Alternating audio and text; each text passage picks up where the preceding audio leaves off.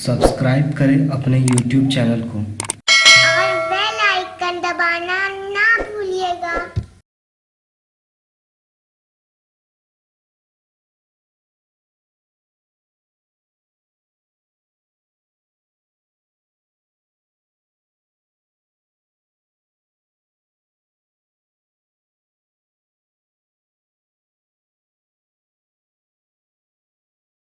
तो question number 24 पढ़ लीजिए, थोड़ा 2 मिनट का समय दे रहे हैं। क्वेश्चन नंबर 24 पढ़ सकते। If anyone have any doubt you can ask by text messaging, by using text message, and if not you can read the question number 24 which is the last question for today. So I will provide you or send you the study material based on range and null lines and null planes. So I'm giving you time. The classes will be on Saturday because you can go through the study material. आप खुद से पढ़ भी लेंगे ताकि आपको जब हम बोले तो समझ में आता, क्योंकि चूंकि व्हाइट बोर्ड ब्लैक बोर्ड कुछ है नहीं कि आपको कुछ दिखा पाए, हम सिर्फ हम बोलेंगे और आपको समझना है, तो आसान नहीं है जब तक आप पढ़े हुए नहीं हो और जब तक कि आपके सामने ये जो नोट्स है वो ना हो। वो थोड़ा मुश्किल काम भी है लेकिन कुछ नहीं से बेहतर है। So please read question number 24.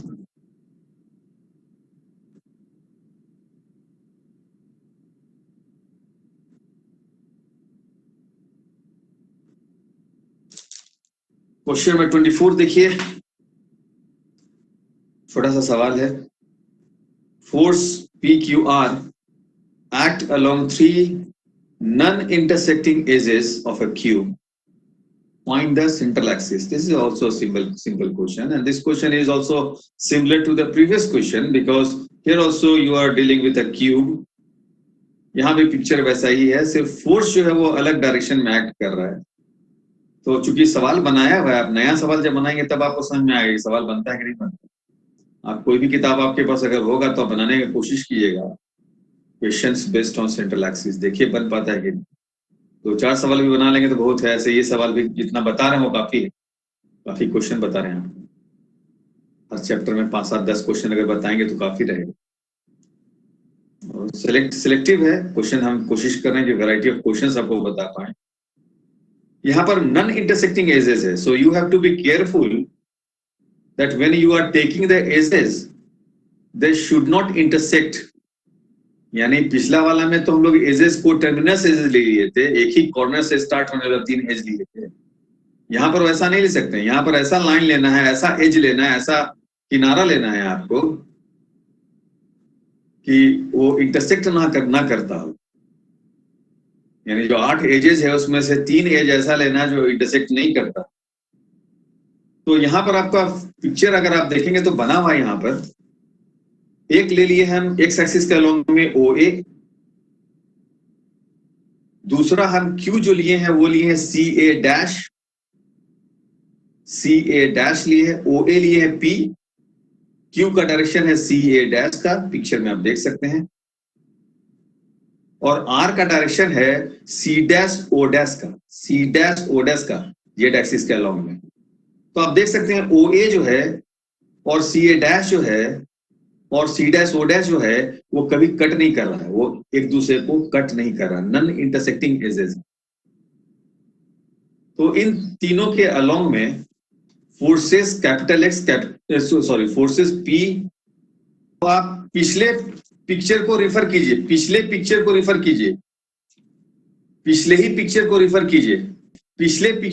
कीजिए।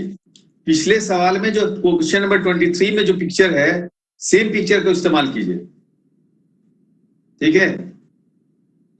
और आपको हम बता रहे हैं पिछले पिक्चर को देखिए और P ऐड कर, आप कहीं अगर चाहे तो नोट कर ले या मेंटली नोट करें, जो भी आपके ऑप्शन है।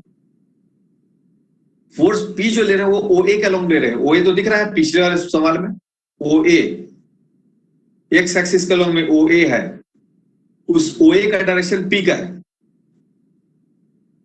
ठीक है। Q का डायरेक्शन जो है, Q का डायरेक्शन है CA डैश का, CA डैश। पिछला क्वेश्चन का पिक्चर को देखिए, सेम फिगर है, सी ए डैश का डायरेक्शन जो है, जो पिछला में y कह रहे थे, यहाँ आप q कह रहे हैं, ठीक है। सी ए डैश है q का direction, O A C A dash, और तीसरा हम ले रहे हैं C dash O dash, C dash O dash. पिछले क्वेश्चन में ही जो फिगर है, C dash O dash R का डायरेक्शन ले रहे हैं। I repeat it, O A P का direction, C dash A dash Q का डायरेक्शन, सॉरी सी डैश नहीं, सी ए डैश क्यू का डायरेक्शन और C dash O dash R का डायरेक्शन, ठीक है। तो P का डायरेक्शन किसका है? OA का है। P का डायरेक्शन OA का मतलब एक्स एक्सिस का। एक्स एक्सिस का इक्वेशन क्या होगा? x minus 0/1, y minus 0/0, z minus 0/0। सबको समझ में आ रहा है ना? नीचे लिखते हैं डायरेक्शन को साइन, हम पढ़ते हैं नीचे लिखते हैं 1 0 0, और ऊपर में जो चूंकि वो जीरो ओरिजिन से पास कर रहा है इसलिए ऊपर में x minus 0, y minus 0, z minus 0। ये हो गया जिसके अलोंग में P एक्ट कर रहा है। अब Q के लिए सी ए डैश बोल रहे हैं, Q के लिए सी ए डैश बोल रहे हैं। ये किस पॉइंट से पास कर रहा है? C 0 0 A है, यानी C पॉइंट से पास कर रहा है, 0 0 A से पास कर रहा है, और ये पैरेलल है y एक्सिस के, इसलिए इसका डायरेक्शन कोसाइन हो गया 0 1 0।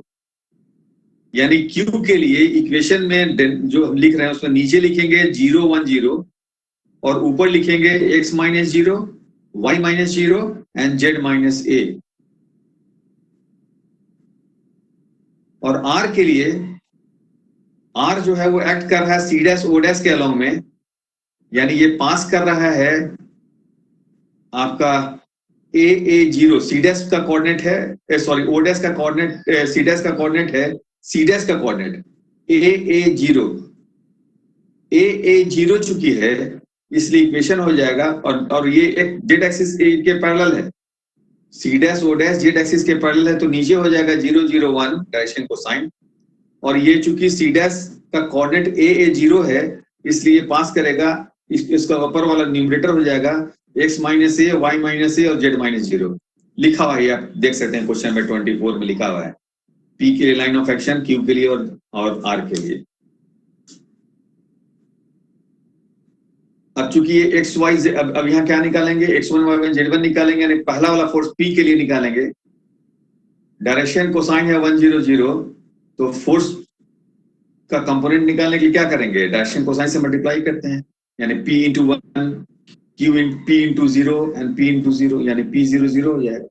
सेकेंड वाला के लिए आपका 0 Q 0 हो जाएगा, थर्ड वाला के लिए 0 0 R हो जाएगा। ये आपको मिल गया x1 y1 z1, x2 y2 z2, x3 y3 z3। अब आप capital X capital Y capital Z निकाल लेना है। कैपिटल Y कैपिटल Z जो है आपको निकालने के लिए क्या करेंगे? निकालने के लिए x1 plus x2 plus x3 ले लेंगे, के लिए y1 plus y2 plus y3, और कैपिटल Z के लिए z1 plus z2 plus z3, चूंकि 3 फोर्स है यहाँ। हम आपको याद करा दें कि पिछले बार x1 x dash y dash z dash लिए थे, capital X capital Y capital Z के लिए, क्योंकि वहां सिंबल पहले से एग्जिस्ट करा था, capital X capital Y capital Z। फिर से याद करा दिया आपको, ऐसा नहीं कि उसको आप कुछ अलग बात समझ लें। तो capital X capital Y capital Z निकालिए। अब आपको LMN निकालना है। LMN निकालने के लिए आपको यहाँ L1 M1 N1, L2 M2 N2 और L3 M3 N3 निकालना होगा, क्योंकि 3 फोर्स एक्ट कर रहा है। निकालने का तरीका आपको पता है, जैसे अगर हम I L1 plus J N1 M1 plus K N1 लिखें, L1 M1 N1 निकालने के लिए डिटरमिनेंट में जो इक्वल टू डिटरमिनेंट लिखते हैं, उसका पहला रो जो है वो उसको आप IJ के लिखते हैं, दूसरे रो में पॉइंट लिखते हैं। तो पहला वाला के लिए जो पॉइंट होगा, चूंकि ये ओरिजिन से पास कर रहा है इसलिए 0 0 0 हो जाएगा। और तीसरा जो रो है उसमें फोर्स लिखते हैं, तो वो P 0 0 हो जाएगा। तो यहाँ कैलकुलेशन भी बहुत सिंपल है। IJ के कोफिशिएंट को इक्वेट करेंगे तो L1 M1 N1 मिल जाएगा आपको।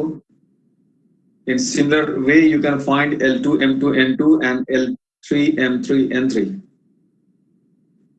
Now to find the resultant of them, resultant of the component of the couple along the axis, which is called capital L, capital M, capital N. So capital L is L1 plus L2 plus L3. आप तीनों का value जानते हैं, निकाल लेंगे. उसी तरह से M और N निकाल लेंगे. M का मतलब M1 plus M2 plus M3. N का मतलब N1 plus N2 plus N3. So now you have all these three. In almost all the questions, we have done the same thing, except a little bit of variation. Almost all the questions are similar. तो आपको इसमें इस तरह question कुछ नया भी आपको मिले, अलग मिले, तो आप बना सकते हैं, क्योंकि एक ही बात को इतनी बार बताए हैं कि हम तो बोर हो गए. क्या करना है आपको? Capital X, capital Y, capital Z निकालना है. सिर्फ डिपेंड करता है कि फोर्स कितना है. 2 फोर्स है तो x1 y1 z1 x2 y2 z2 निकालना होगा. 4 फोर्स है तो 4 बार निकालना होगा. बस यही है अंतर. तो आप एक कैपिटल एक्स वाई जेड और LMN, जिसको element of the system of forces कहते हैं, वो निकाल लिए. अब आपसे पूछा गया है equation of x central axis. Equation of central axis निकालने के लिए इक्वेशन ऑफ सेंट्रल एक्सिस निकाल लेंगे आप. वो आपको पता है कैसे निकालना है. L माइनस, और वो आपको हम तरीका भी बताए हैं कि ब्रैकेट में लिखे हैं capital small y z minus small z y, कैसे लिखते हैं वो आपको बता दिए हैं. तो इक्वेशन ऑफ सेंट्रल एक्सिस है, उसमें कैपिटल एक्स वाई जेड का वैल्यू, कैपिटल एलिमेंट का वैल्यू पुट करेंगे टू गेट द आंसर. तो इट इज सो सिंपल. तो इस तरह से सेंट्रल एक्सिस का सारा, इस तरह से सेंट्रल एक्सिस का जो क्वेश्चन है आपको बता दिए हैं. किसी को कोई डाउट है तो पूछ सकते हैं.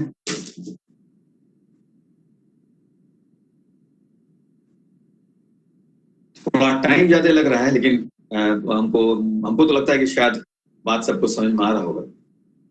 लेकिन आपको पढ़ना है इसमें रेंज और नल लाइंस, नल प्लेन. आपके पास कोई किताब हो तो आप खुद से भी थोड़ा पढ़ सकते हैं.